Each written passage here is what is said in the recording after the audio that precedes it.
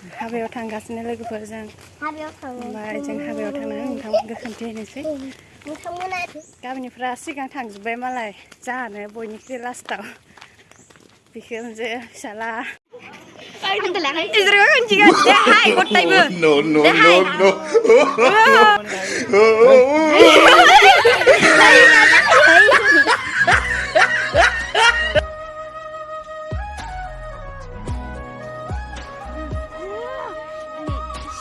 नैया लोगोफोर गस्ला गोजा जोमनाय बे जाबाय गेटआव थानाया खैनानि फंबाय फाइनेलि हाबा माहानि न'आव मोनफैबाय लोगोफोर दानिया एसे जिरायनानै नोंथांमोनखौ खैनाखौ देखायलांनोसै होमबा नोंथांमोना भिडिअखौ जोबजासिम नायलांदों नैया लोगोफोर खैनाया जोंना बेनो